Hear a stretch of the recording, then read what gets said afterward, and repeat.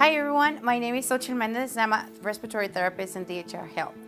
My job here pretty much is taking care of everyone that has respiratory illnesses like asthma, bronchitis, chronic bronchitis, bronchiectasis, emphysema. Actually, an example of emphysema will be this pair of lungs that we have right here.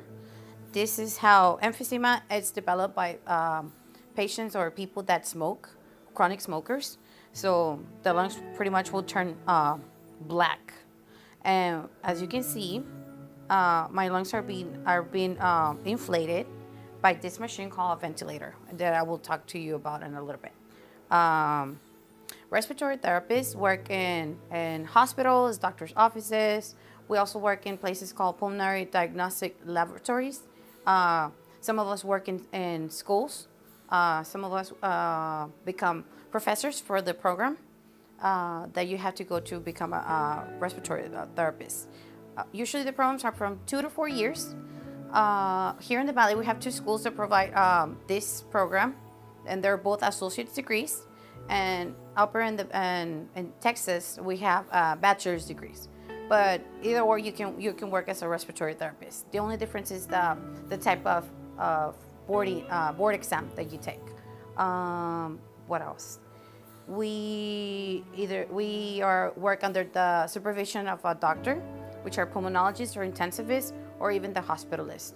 And we assess, we give medication, we check for monitoring and control of the development of the illnesses, the disease, and we help with the diagnosis. We do these tests that are called PFTs. We do ABGs, which is our arterial blood gases. We get blood from the artery because there's a difference between artery and veins. Vein blood, it's a little bit darker, and artery blood or arterial blood is richer in oxygen, so it's bright red. And what we want to check there is the pH of the blood, the CO2, total hemoglobin, and a whole bunch of values that the doctors want to know to determine how sick or how much improvement you're having.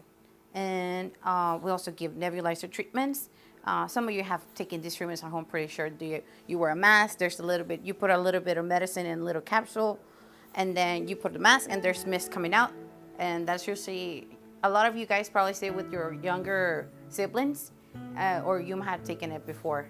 And usually you can always see it like during flu season, or you have a little cough, or like if you have an asthma attack, that's when you can see it the most of the time. What I was going to tell you about.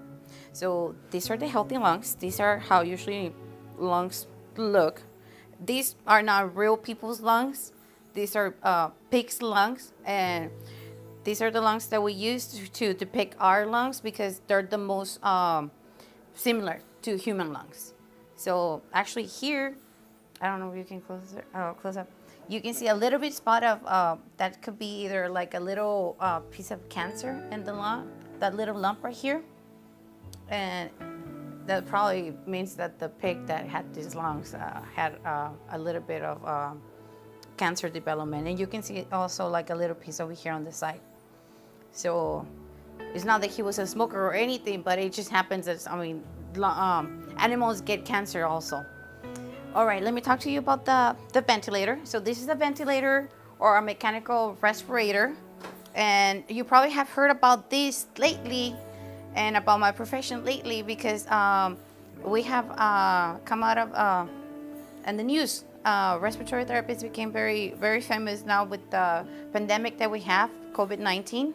So there are some people out there, some patients out there that become very sick of this illness, and they end up having this machine breathing for them. And what it pretty much does is that it controls all of your breathing. It controls how many breaths per minute do you have, how fast the air goes in. It controls how much oxygen we're giving you, how much air we're actually blowing into your lungs to make them inflate. So you're gonna see the lung inflate whenever you take a breath in. That's a breath in, that's a breath out. So the machine actually, we are the ones that set up the machine for it to control how your lungs are functioning. So this is also known, maybe you have seen it in Grey's Anatomy or something, life support. this is a life support machine. And what I'm gonna do right now is that I'm gonna pause it because I wanna connect it to the healthy lung. And I want you to see the difference in the expansion of the lungs when you have a healthy lung and when you have a smoker's lung. And it has the same amount, I don't know if you can see, they're actually both inflating. This one is actually a little bit covered. Let's see if that works. There you go. And you can see the little lump that I was telling you about, like an abscess. It just came like that. We didn't put it in there. That's not true. So what I'm gonna do is that I'm gonna change some settings. I'm gonna change how many breaths. I'm gonna make the lung breathe faster. So I'm gonna increase this so you guys can see what the machine does.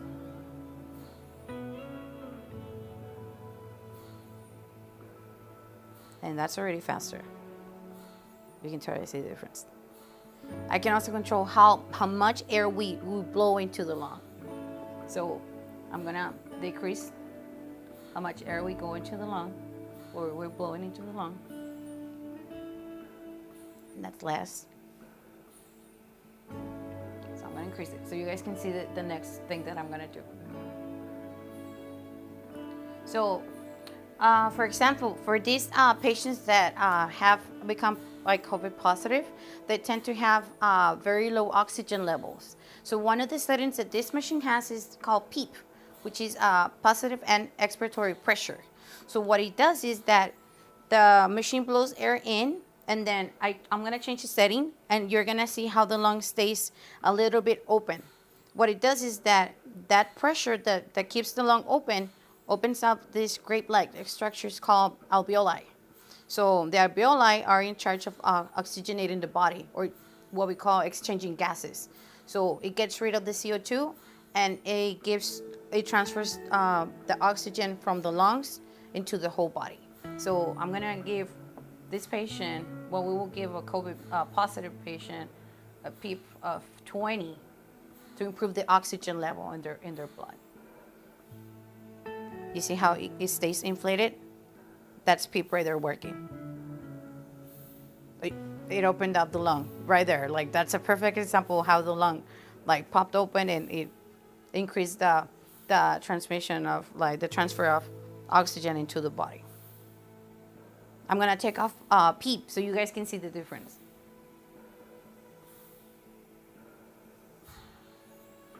The PEEP is gone. So that's usually, like, we naturally have a PEEP of either 2 to 5 centimeters of pressure of water, but then the machine has the ability of increasing your PEEP, or giving you PEEP of, I think it goes all the way to 50. That's right. That's as much PEEP.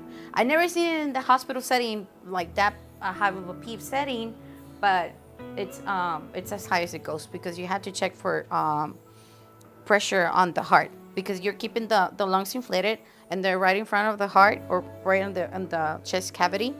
You need to be checking that it's not suppressing the heart itself. So let me show you the PEEP again.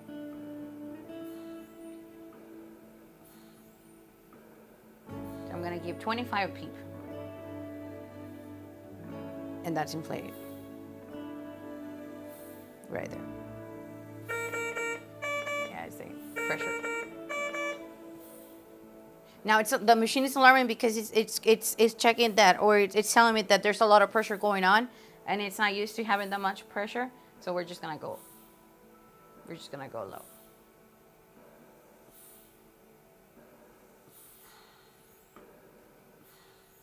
And that's it. Back to normal. So pretty much these are the machines that separate or make a difference when it comes to very critical patients that we treat.